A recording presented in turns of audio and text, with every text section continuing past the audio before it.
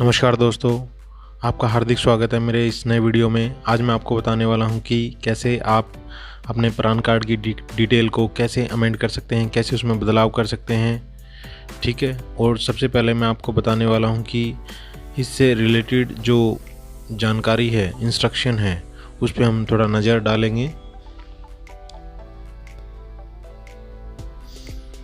ये देखिए, instruction for filling form. Instruction जो है कि फॉर्म को कैसे भरना है, सबसे पहले हमें ये पता होना चाहिए कि फॉर्म को भरा कैसे जाएगा, और उससे ताकि आपका जो फॉर्म है वो रिटर्न ना हो, नोडल अफसर के द्वारा रिटर्न ना किया जाए।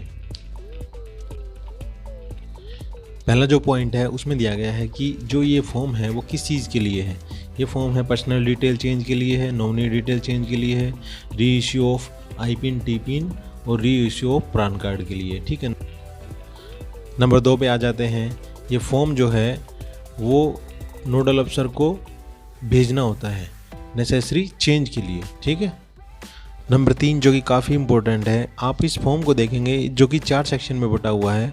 आपको उसी सेक्शन पे क्लिक करना है जिसमें आप चेंज करवाना चाहते हैं। लेफ़्ट साइड में एक बॉक्स दिया होगा, उसी बॉक्स पे टिक करें जिसमें आप डिटेल को चेंज करवाना चाहते हैं, और पूरे फॉर्म को ब्लैंक छोड़ दें। ठीक है, अब नेक्स्ट पे आ जाते हैं। इसमें लिखा है कि जो फॉर्म है वो ब्लॉक लेटर में भरना है और ब्लैक इंक से भरना है। ठीक है, नंबर 5 में दिया हुआ है कि जहाँ पे स्टार दिया हुआ है वो मैंडेटरी है, वो आपको मैंडेटरी भरना है। ठीक है, नंबर 6 में क्या है, जो पैन कार्ड की डिटेल है, पैन कार्ड जो 12 नंबर का होता है उसे करेक्टली भरना है। ठीक है, नंबर 7 में दिया हुआ है कि जो फॉर्मेट होता है डेट ऑफ बर्थ भरने का, जो भी है डेट भरने का, वो डेट, मंथ और ईयर के हिसाब से भरना है आपको। ठीक है, नंबर 8 में आ जाते हैं कि पैन कार्ड में अगर आप परमानेंट एड्रेस और प्रेजेंट एड्रेस डिफरेंट है, तो अगर आप उसमें कोई बदलाव करना चाहते हैं तो जो नोडल अफसर के द्वारा जो कम्युनिकेट किया जाएगा आपको, वो प्रेजेंट एड्रेस के हिसाब से किया जाएगा। ठीक है, और नॉमिनी नंबर 9 पे है। नॉमिनी मैक्सिमम आप 3 नॉमिनी नॉमिनेट कर सकते हो। ठीक है, इससे ज़्यादा आप नहीं कर सकते हो। अब नंबर 10 पे आ जाते हैं। री issue of T pin, I pin, मतलब अगर आपको टी पिन, आई पिन और पैन कार्ड दोबारा री इशू करवाना है जो कि चार्जेबल है, ठीक है, ये आप करवा सकते हैं। तो अब हम फॉर्म भरना स्टार्ट करेंगे। ठीक है, अब फर्स्ट पेज पे आ जाते हैं फॉर्म के, जिसमें आप देखेंगे कि फर्स्ट लेफ़्ट में जो बॉक्स दिया हुआ है फॉर डीडीओ यूज़ है। ठीक है, इसे आपको नहीं भरना है।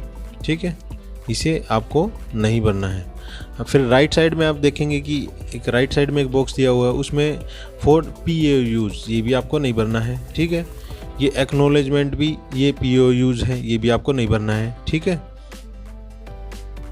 जैसा कि मैंने आपको बताया था कि जो फॉर्म है वो 4 सेक्शन में बटा हुआ है, ए, बी, सी एंड डी। ठीक है, ए में पर्सनल डिटेल है, बी में नॉमिनेशन डिटेल है, सी में है री issue of T pin, I pin and D में है री इश्यू ऑफ पैन कार्ड। ठीक है, जिस डिटेल को आप बदलाव करवाना चाहते हैं, अमेंड करवाना चाहते हैं, उसी पे आपको क्या करना है, टिक करना है। ठीक है, सबसे पहले आपको पहले टिक करना है, फिर आगे फर्दर आपको जाना है। ठीक है, अब उसके बाद आ जाते हैं क्या है, परमानेंट अकाउंट नंबर। फिर आपको क्या है, परमानेंट अकाउंट नंबर भरना है। यहाँ पे जो भी आपका परमानेंट अकाउंट नंबर है वो आपको भरना है। ठीक है, अब नीचे आ जाते हैं सबसे पहले सेक्शन ए में। सेक्शन ए में आप देखेंगे सबसे पहले आपको क्या करना पड़ेगा। अगर आप सेक्शन ए में चेंज करवाना चाहते हैं तो आपको लेफ़्ट में बॉक्स दिया हुआ है, उस पर पहले आप टिक करें। ठीक है, अगर आपके नाम में कोई बदलाव है तो आप उसमें आप सेक्शन ए में टिक करते हुए आप नाम में चेंज करवा सकते हैं। ठीक है, अगर पैन कार्ड में किसी प्रकार का कोई करेक्शन है तो आप उस पर इसको डिटेल को भर के आप इसमें चेंज करवा सकते हैं। ठीक है, अब नंबर 3 पे आ जाते हैं। नंबर 3 में है फादर डिटेल। फादर के अगर नाम में किसी प्रकार का कोई करेक्शन है तो आप यहाँ पे लेफ़्ट में जो बॉक्स दिया हो उसको टिक करके यहाँ पे आप फादर नेम भर सकते हो। ठीक है, अब नंबर 4 पे आ जाते हैं प्रेजेंट एड्रेस। प्रेजेंट एड्रेस में आपका चेंज होता रहता है, क्योंकि अगर आपकी ट्रांसफ़र हो जाती है तो आपका प्रेजेंट एड्रेस चेंज हो जाता है। अगर इसमें किसी प्रकार का चेंज है तो आप उसे भरकर उस डिटेल को भरकर आप उसमें बदलाव कर सकते हैं। ठीक है, यहाँ पे आप टिक करेंगे और फिर जहाँ जहाँ आपकी करेक्शन है, विलेज कहीं भी स्टेट में, तो आप उसको अमेंड करवा सकते हैं। ठीक है, अब हम नंबर 5 पे आ जाते हैं। नंबर 5 में दिया हुआ है परमानेंट एड्रेस। अगर परमानेंट एड्रेस में किसी प्रकार का परिवर्तन है, आपने अपने घर को शिफ्ट किया है या कहीं आपने नया घर लिया है, तो उस हिसाब से आपका जो एड्रेस है वो चेंज हो जाता है। और उसी चेंज को अगर आप बदलाव करवाना चाहते हो तो आप इसमें टिक करते हुए अब हम आ जाते हैं पॉइंट नंबर 6 पर, जिसमें कि फ़ोन नंबर दिया हुआ है। ठीक है, जिसमें कि फ़ोन नंबर दिया हुआ है। आप फ़ोन नंबर अगर चेंज है आपका, फ़ोन नंबर चेंज करवा सकते हैं। इसके बाद नेक्स्ट है जो मोबाइल नंबर। मोस्टली लोगों का मोबाइल नंबर जो है या मोबाइल गुम हो जाता है तो उनका मोबाइल नंबर चेंज हो जाता है। तो इसलिए अगर और किसी रीज़न से भी मोबाइल नंबर चेंज होता है तो उन पे इम्पोर्टेंट जानकारी उनके फ़ोन पे रिसीव नहीं हो पाती हैं। ठीक है, उन्हें लॉगिन करने में दिक्कत आती है। मोस्टली क्या होता है, लोग जो कर्मी होते हैं वो मोबाइल नंबर चेंज करवाते हैं। ठीक है, तो ये आपको फॉर्म पूरा न भरते हुए केवल सेक्शन 1 पे टिक करते हुए पॉइंट नंबर 7 पे टिक करना है और मोबाइल नंबर भर देना है और पूरे को ब्लैंक छोड़ देना है। ठीक है, और अपना नीचे आगे आप देखेंगे कि नीचे साइन का कॉलम दिया हुआ है, आप उस पर साइन करें और कंसर्न्ड ऑफिस को आप उसे जमा कर दें। ठीक है, पूरे फॉर्म को नहीं भरना है आपको बस। ठीक है, नेक्स्ट पे आ जाते हैं ईमेल। अगर आपके ईमेल एड्रेस में किसी प्रकार का चेंज है तो आप उसे भी चेंज कर सकते हैं। ठीक है, परमानेंट एड्रेस में टिक करते हुए अपने डिटेल को भरते हुए पैन कार्ड की डिटेल में परमानेंट एड्रेस। अब पॉइंट नंबर 9 पे आ जाते हैं। इसमें क्या है, सब्सक्राइबर बैंक डिटेल। जैसे कि किसी कर्मचारी की जो ट्रांसफ़र है किसी एक स्थान से दूसरे स्थान पर हो गई है, तो वो चाहेगा कि जो उससे बैंक से रिलेटेड उसका कार्य है वो वहाँ पे ना करते हुए जहाँ पे उसकी पोस्टिंग हुई है वहीं पे करे। तो वो क्या करता है, वो अपना बैंक का जो बैंक अकाउंट है वो उसी लोकेशन पे ट्रांसफ़र करवा लेता है जिस लोकेशन में उसकी पोस्टिंग है। ठीक है, तो तब इंडिविजुअल को बैंक डिटेल चेंज करवाने की आवश्यकता पड़ती है। ठीक है, अब पॉइंट नंबर 10 पे आ जाते हैं। इसमें है value added service. Value added service मतलब आप भी कोई भी इन्फॉर्मेशन आप CRA NSDL से कोई इन्फॉर्मेशन चाह रहे हैं कि ताकि वो अपडेशन आपको मिलता रहे।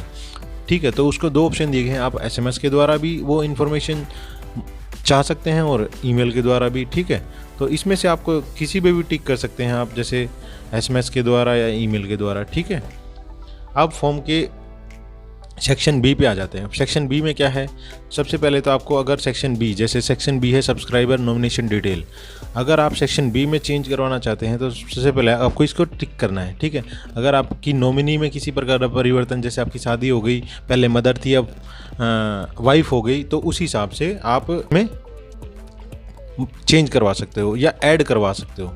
ठीक है, यहाँ पे आप मैक्सिमम मैंने इंस्ट्रक्शन में आपको बताया कि मैक्सिमम आप 3 नॉमिनी उसमें ऐड अप करवा सकते हो, तो आप 3 नॉमिनी उसमें वो करवा सकते हो। ठीक है, ऐड करवा सकते हो। नंबर 4 में दिया हुआ है कि परसेंटेज शेयर जैसे आपकी पहले शादी नहीं हुई थी तब परसेंटेज शेयर जैसे आपने माता पिता को दिया हुआ था और फिर क्या है शादी हो गई आपकी, तो उसमें क्या है आप उसी हिसाब से एडजस्ट कर सकते हो, अपने हिसाब से एडजस्ट कर सकते हो कि जो राशि आपके द्वारा CPF में जमा की गई है। ठीक है, अब पॉइंट नंबर 5 पे आ जाते हैं। पॉइंट नंबर 5 में क्या है, point number nominee guardian detail. अगर नॉमिनी की गार्जियन डिटेल में किसी प्रकार का परिवर्तन है तो आप उसमें भी चेंज करवा सकते हैं। ठीक है, अब नेक्स्ट पे आ जाते हैं। नेक्स्ट में क्या है, पॉइंट नंबर 6 में कंडीशन रेंडरिंग नॉमिनेशन इनवैलिड। अगर आप किसी भी नॉमिनी को इनवैलिड घोषित करना चाहते हो उसमें भी आपको ऑप्शन दिया गया है। ठीक है, अब आ जाते हैं सेक्शन सी पे। तो सेक्शन सी पे सबसे पहले आपको क्या करना है, टिक करना है। सबसे पहले सेक्शन सी पे टिक करना है। अगर आप टी पिन और आई पिन जनरेट करवाना चाहते हो तो उसी हिसाब से, जैसे आपको आई पिन जनरेट करवाना है तो आई पिन पे टिक करें, अगर टी पिन जनरेट करवाना है तो टी पिन पे टिक करें। ठीक है, अब सेक्शन डी पे आ जाते हैं। सबसे पहले आपको पता ही है सेक्शन बॉक्स पे टिक करना है। सेक्शन डी में दिया request for reissue of pan card. इसमें आपको 2 ऑप्शन दिए गए हैं। अगर आपका पैन कार्ड लॉस हो जाता है तब आप पैन कार्ड को रीइश्यू करवा सकते हैं, या डैमेज हो जाता है या पुराना हो जाता है तो भी आप पैन कार्ड को नया इशू करवा सकते हैं। ठीक है, इसमें 2 ऑप्शन दिए गए हैं आपको। एक लॉस का है और एक डैमेज का। अब ये फॉर्म आपका पूरा भर चुका है। अब ये फॉर्म आपका पूरा भर चुका है। यहाँ पे क्या करना है आपको, यहाँ पे अपना नाम भर देना है, XYZ कोई भी नाम है आपका वो भर देना है। यहाँ पे डेट डाल देनी है और यहाँ पे क्या करना है आपको, यहाँ पे आपको अपने साइन कर देने हैं। ठीक है, तो इस प्रकार ये फॉर्म आपका पूर्ण भर जाता है। तो किसी प्रकार की आप डिटेल चेंज करवाना चाहते हैं जो पैन कार्ड से रिलेटेड हैं, तो उसको आप इस फॉर्म के माध्यम से चेंज करवा सकते हैं। जिस डिटेल को चेंज करवाना चाहते हो केवल उसी डिटेल को भरें और पूरे फॉर्म को ब्लैंक छोड़ दें। बहुत बहुत धन्यवाद आपका ये वीडियो देखने के लिए। Please like and subscribe this channel ताकि इन्फॉर्मेटिव वीडियो आपको सबसे पहले मिल सकें। धन्यवाद।